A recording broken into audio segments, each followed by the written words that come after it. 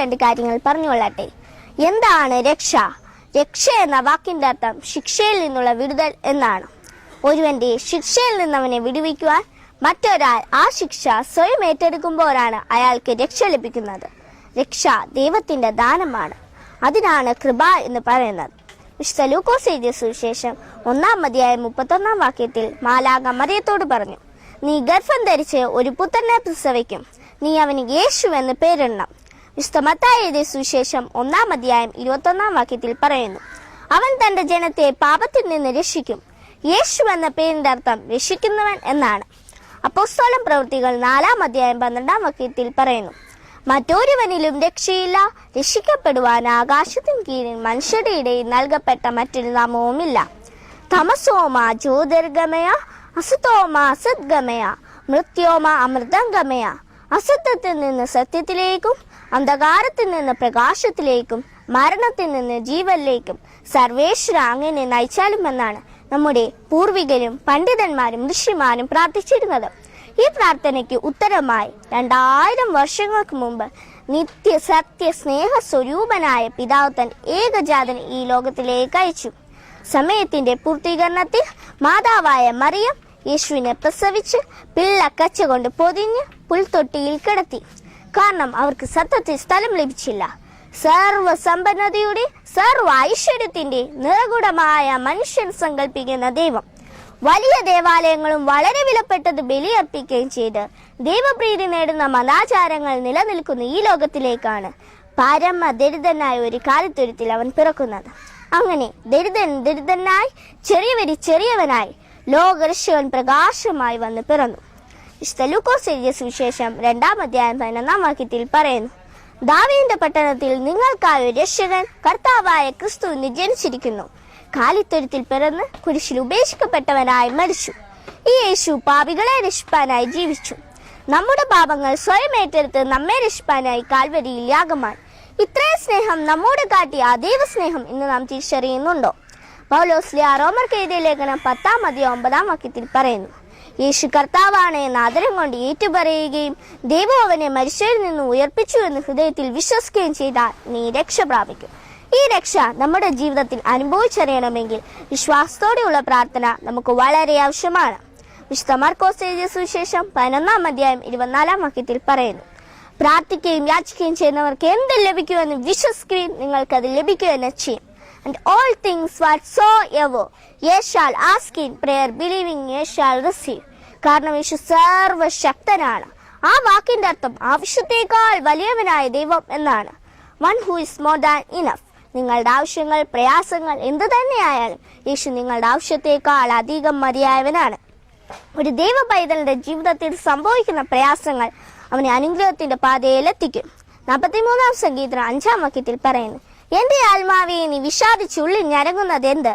ദൈവത്തിൽ പ്രത്യാശ വയ്ക്കുക, അവന്റെ മുഖപ്രകാശ രക്ഷയും എന്റെ ദൈവവുമാകുന്നു എന്നാണ്. വിശ്വാസത്തോടെയുള്ള പ്രാർത്ഥനാ ജീവിതത്തിൽ നിന്ന് ഉളവായ പ്രത്യാശയോടെ അവൻ എന്റെ മുഖപ്രകാശ രക്ഷ എന്ന സംഗീതം തറപ്പിച്ച് പറയുന്നത് നാം കാണുന്നു. 34-ാം സങ്കീർത്തനം 8-ാം പറയുന്നു, കർത്താവ് എത്ര നല്ലവനെന്ന് രുചിച്ചറിയുകയും. വിശ്വാസത്തോട് പ്രാർത്ഥിക്കുന്ന ഒരു ക്രിസ്ത്യാനിക്ക് സ്വന്തം അനുഭവങ്ങളിലൂടെ ഇത് രുചിച്ചറിയാൻ സാധിക്കും. 34-ാം സങ്കീർത്തനം 18-ാം പറയുന്നു, ഹൃദയം നുറുങ്ങിയവർക്ക് യഹോവ സമീപസ്ഥൻ, മനസ്സ് തകർന്നവരെ അവൻ രക്ഷിക്കുന്നു.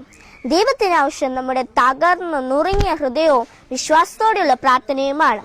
ഒന്നും പ്രാർത്ഥിക്കാൻ അറിവില്ലാത്ത ഒരു ദൈവ പൈതൽ ഹൃദയം തകർന്ന് ദൈവസന്നിധിയിൽ ഇരുന്നാൽ അവന്റെ ഓരോ ശ്വാസം പോലും ദൈവസന്നിധിയിൽ പ്രാർത്ഥനയാണ്. ദൈവമക്കളെ, ആ പ്രാർത്ഥനയ്ക്ക് തീർച്ചയായും വലിയ വിലയും വലിയ പ്രതിഫലവും ഉണ്ടെന്ന് യാതൊരു സംശയവുമില്ല. വിശുദ്ധ പത്രോസ് എഴുതിയ 1-ാം ലേഖനം 1-ാം നമ്മെ പഠിപ്പിക്കുന്നു, അഗ്നിശോധനയെ അതിജീവിക്കുന്ന നശ്വരമായ സ്വർണത്തേക്കാൾ വിലയേറിയതായിരിക്കും പരീക്ഷകളെ അതിജീവിക്കുന്ന നിങ്ങളുടെ വിശ്വാസം. കഠിന പരീക്ഷകൾ കൊടുങ്കാറ്റായി നമ്മുടെ ജീവിതത്തിൽ ആഞ്ഞടിക്കുമ്പോൾ ആ പ്രശ്നങ്ങളുടെ മധ്യത്തിലേക്ക് പ്രാർത്ഥനയിലൂടെ യേശുവിനെ വിളിച്ചു വരുത്തി അവന്റെ കരങ്ങളിലേക്ക് പൂർണ്ണമായി നമ്മെ തന്നെ സമർപ്പിച്ചു കൊടുത്ത് നമ്മുടെ വിശ്വാസത്തെ ഉയർത്തിപ്പിടിച്ചുകൊണ്ട് നമുക്ക് പിശാചിനെ ജയിക്കാൻ സാധിക്കുമ്പോഴാണ് നമ്മൾ യഥാർത്ഥ ക്രിസ്തീയ വിശ്വാസിയായി മാറുന്നത്. യേശു നമ്മെ പഠിപ്പിച്ച പ്രാർത്ഥനയാണ് കർത്തൃപ്രാർത്ഥന. വിശുദ്ധ മത്തായി എഴുതിയ സുവിശേഷം 6-ാം പറയുന്നു, ആദ്യം അവിടുത്തെ രാജ്യവും നീതി അന്വേഷിക്കണം, ബാക്കി എല്ലാം ദൈവം കൂട്ടിച്ചേർത്തുകൊള്ളും. ഇതിൽ ദൈവഹിതത്തിനുള്ള പ്രാധാന്യം തുടക്കത്തിൽ തന്നെ നമുക്ക് കാണാം. നമ്മുടെ ജീവിതത്തിൽ ഒന്നാം സ്ഥാനം ദൈവത്തിനായിരിക്കണം. പൗലോസ്ലിയ റോമർക്കെഴുതിയ ലേഖനം 12-ാം അധ്യായം 12-ാം വാക്യത്തിൽ പറയുന്നു, പ്രത്യാശയിൽ സന്തോഷിക്കുവിൻ, ക്ലേശങ്ങളിൽ സഹനശീലരായിരിക്കുവിൻ, പ്രാർത്ഥനയിൽ സ്ഥിരതയുള്ളവരായിരിക്കുവിൻ. കർത്താവെ, ക്ഷണികമായ ധനത്തെ മോഹിച്ച് നശിച്ചു പോയ ഇടയാക്കരുത് എന്ന് നമുക്ക് പ്രാർത്ഥിക്കാം. കർത്താവ് ഒരിക്കലും നമ്മെ അനുഗ്രഹിക്കാതെ മറികടന്നു പോകുകയില്ലെന്ന് ഉറച്ച വിശ്വാസത്തോടെ നാം പ്രാർത്ഥിക്കണം. ഇങ്ങനെ യേശുവിന്റെ രക്ഷ പ്രാപിപ്പാൻ വിശ്വാസത്തോടെയുള്ള പ്രാർത്ഥനയുടെ മഹത്വത്തെ മനസ്സിലാക്കി പ്രാർത്ഥനയുള്ളവരായി ജീവിക്കുവാൻ ദൈവത്തിന്റെ പരിശുദ്ധാത്മ നമ്മളെല്ലാവരെയും സഹായിക്കട്ടെ, ശക്തീകരിക്കട്ടെ, അനുഗ്രഹിക്കട്ടെ എന്ന പ്രാർത്ഥനയോടെ എന്റെ വാക്കുകൾ ചുരുക്കുന്നു. വിശുദ്ധ ലൂക്കോസ് എഴുതിയ സുവിശേഷം 2-ാം അധ്യായം 14-ാം വാക്യത്തിൽ പറയുന്നു, അത്യുന്നതങ്ങളിൽ ദൈവത്തിന്റെ മഹത്വം, ഭൂമിയിൽ ദൈവകൃപ ലഭിച്ചവർക്ക് സമാധാനം. ഇത്രയും നേരം എന്റെ എളിയ വാക്കുകൾ ക്ഷമാപൂർവ്വം കേട്ടുകൊണ്ടിരുന്ന നിങ്ങൾക്ക് എല്ലാവർക്കും എന്നെ നന്ദി അറിയിച്ചുകൊണ്ട് നിർത്തുന്നു. നന്ദി. കർത്താവിന്റെ രൂപം മനസ്സിൽ ധ്യാനിച്ച് എല്ലാം അറിയുന്ന, എല്ലാം ക്രമീകരിക്കുന്ന, നന്മയ്ക്കായി പരിണമിപ്പിക്കുന്ന നല്ല തമ്പുരാന്റെ കരങ്ങളിൽ എല്ലാ ആഗ്രഹങ്ങളും, സകല പ്രതീക്ഷകളും, സ്വപ്നങ്ങളും, ജീവിതത്തിൻ്റെ സകല സന്തോഷങ്ങളും വേദനകളും ഒക്കെ ഇറക്കി വെച്ച് വിശ്വാസത്തോ തീഷ്ണതയോടെ നമുക്ക് പ്രാർത്ഥിക്കാം. ഏറ്റുചൊല്ലി പ്രാർത്ഥിക്കാം. സ്നേഹപിതാവായ ദൈവമേ, സ്നേഹപിതാവായ ദൈവമേ, സ്നേഹപിതാവായ ദൈവമേ, സ്നേഹപിതാവായ ദൈവമേ, ഞങ്ങളെ ഓരോരുത്തരെയും ഞങ്ങളുടെ കുടുംബങ്ങളെയും എല്ലാ പ്രിയപ്പെട്ടവരെയും അങ്ങയുടെ കരങ്ങളിൽ ഞങ്ങൾ സമർപ്പിക്കുന്നു. നല്ല ദൈവമേ, പാപത്തിന്റെ അടിമത്വത്തിൽ നിന്ന് ഞങ്ങളെ ഓരോരുത്തരെയും വീണ്ടെടുക്കുവാൻ അങ്ങയുടെ പ്രിയപുത്രനെ ഞങ്ങൾക്ക് നൽകിയതിനെ ഓർത്ത് ഞങ്ങൾ അങ്ങേക്ക് നന്ദി പറയുന്നു. കർത്താവായ യേശുവേ, അങ്ങയുടെ മനുഷ്യാവതാരത്തിലൂടെ പീഡാനുഭവത്തിലൂടെ കുരിശുമരണത്തിലൂടെ ഉത്ഥാനത്തിലൂടെ അവിടുന്ന് ഞങ്ങൾക്ക് നൽകിയ വലിയ രക്ഷയെ പ്രതി ഞങ്ങൾ അങ്ങയെ മഹത്വപ്പെടുത്തുന്നു. കർത്താവായ യേശുവേ, എനിക്ക് വേണ്ടി വിശുദ്ധ കുരിശിൽ അവിടുന്ന് ഏറ്റെടുത്ത കഠോരമായ വേദനകളുടെ അർത്ഥമെന്തെന്ന് എനിക്ക് പറഞ്ഞു തരണമേ.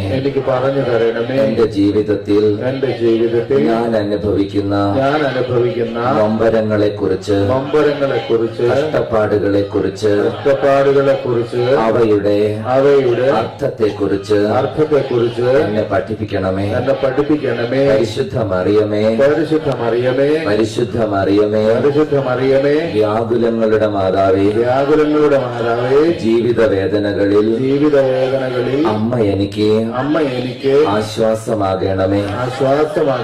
ഇരു കുടുംബത്തിനായി വലിയ വേദനകൾ ഏറ്റെടുത്ത വിശുദ്ധ ഔസേപ്പിതാവേ, കുടുംബത്തിന് വേണ്ടി, എന്റെ പ്രിയപ്പെട്ടവർക്ക് വേണ്ടി എന്തും സഹിക്കുവാൻ എന്നെ ബലപ്പെടുത്തണമേ. കർത്താവിനെ പ്രതി വലിയ വേദനകൾ ഏറ്റെടുത്ത വിശുദ്ധാത്മാക്കളെ എനിക്ക് കൂട്ടായിരിക്കണേ. ഹല്ലേലൂയ, ഹല്ലേലൂയ, ഹല്ലേലൂയ, ഹല്ലേലൂയ, ഹല്ലേലൂയ, ഹല്ലേലൂയ, ഹല്ലേലൂയ, ഹല്ലേലൂയ, ഹല്ലേലൂയ, ഹല്ലേലൂയ, ഹല്ലേലൂയ, ഹല്ലേലൂയ, ഹല്ലേലൂയ. യേശു കർത്താവിലും അവന്റെ വത്സല മാതാവിലും സ്നേഹമുള്ള കുഞ്ഞുമോൻ ചേട്ട, പ്രിയപ്പെട്ട മാതാപിതാക്കളെ, സഹോദരി സഹോദരന്മാരെ, കൊച്ചുമക്കളെ, വളരെയേറെ സന്തോഷമുണ്ട്. ഒത്തിരി കഷ്ടപ്പെട്ട വഴിയാണ് ഇങ്ങോട്ടുള്ളത്. നിറച്ച് കുണ്ടും കുഴിയാണ്. മുമ്പിൽ വഴി കാണിച്ച് പോയിക്കൊണ്ടിരുന്ന സഹോദരൻ പോകണ കണ്ടപ്പോൾ കർത്താവേ, ഇത് എവിടേക്കാണാവോ? അപ്പുറവും ഇപ്പുറവും വെള്ളം, വഴിയാണെങ്കിൽ വളരെ ദുർഘടം, എന്തായിത്തീരുമെന്ന് ഭയപ്പെട്ടാണ് വന്നത്. എന്നാലും ഇവിടെ വന്നു കഴിഞ്ഞപ്പോൾ വളരെ ലളിതമാണെങ്കിലും കൃപ നിറഞ്ഞ ഒരിടത്താണ് എത്തിപ്പെട്ടത് എന്നുള്ളത് വളരെയേറെ സന്തോഷം തരുന്നൊരു കാര്യമാണ്. പിന്നെ ഇവിടെ ഇപ്പോൾ ടി വിയും വീഡിയോ ഒക്കെ ഉണ്ട്. ഇതൊന്നും വിചാരിച്ചതല്ല. ഇതുണ്ടായിരുന്നറിഞ്ഞ് കുറച്ച് പൗഡറൊക്കെ ഇട്ടിട്ട് വന്നേനെ. എന്തായാലും വളരെയേറെ സന്തോഷത്തോടുകൂടെ ഇവിടെ ആയിരിക്കാൻ ശ്രമിക്കുകയാണ്. ദൈവം തന്ന വലിയ ഈ ദിവസത്തിനും സമയത്തിനും നല്ല തമ്പുരാൻ ഒത്തിരി ഒത്തിരി സ്തോത്രം. ഭാഷയിൽ അല്ലറ ചില്ലറ വ്യത്യാസങ്ങളുണ്ടാവും. വളരെ ദൂരത്തുനിന്ന് വരണേന്ന് നിങ്ങൾക്കറിയാലോ. ചാലക്കുടിയാണ് എൻ്റെ നാട്. ദൂരസ്ഥലങ്ങളിൽ പ്രസംഗം പറയാൻ പോകുമ്പോൾ വല്ലാത്ത ടെൻഷനുണ്ട്. കാരണം ഞങ്ങളുടെ നാട്ടിലെ തെറിയൊക്കെ ഇവിടെ സുഹൃത ജപമായിരിക്കും. ഇവിടുത്തെ സുഹൃത ജപങ്ങൾ ഞങ്ങളുടെ നാട്ടിൽ വളരെ ചീത്ത വാക്കുകളുമായിരിക്കും. അതുകൊണ്ട് എന്തെങ്കിലും അബദ്ധത്തിൽ പറ്റിപ്പോയാൽ എന്നോട് ക്ഷമിച്ചേക്കണം. നീന്തലൊന്നും അറിയില്ല. തടഞ്ഞു വെച്ചാൽ പെട്ടത് തന്നെയാണ്. അതുകൊണ്ട് നേരത്തെ ഒരു മുൻകൂർ ജാമ്യം ഞാൻ എടുക്കുക. ചില അമ്മച്ചിമാരൊക്കെ പറയാറുണ്ട്, ചിലപ്പോൾ ദൂരസ്ഥലത്തൊക്കെ പ്രസംഗം പറയാൻ പോയിട്ട് പ്രസംഗം കഴിയുമ്പോൾ ചില അമ്മച്ചിമാർ വന്നിട്ട് പറയും, നാളെ തന്നെ പോയി ഒന്ന് കുമ്പസാരിക്കണം അച്ചു. എന്നാ പറ്റി? അച്ഛൻ്റെ പ്രസംഗം കേട്ടാ എങ്ങനെ കുമ്പസാരിക്കാണ്ടിരിക്കും? എന്തൊക്കെ ചീത്തയാ പറയണേ. അപ്പോൾ മനഃപൂർവ്വം അല്ലതൊന്നും. കാലവും സ്ഥലവും തമ്മിലൊക്കെയുള്ള വ്യത്യാസം ക്ഷമിക്കുക.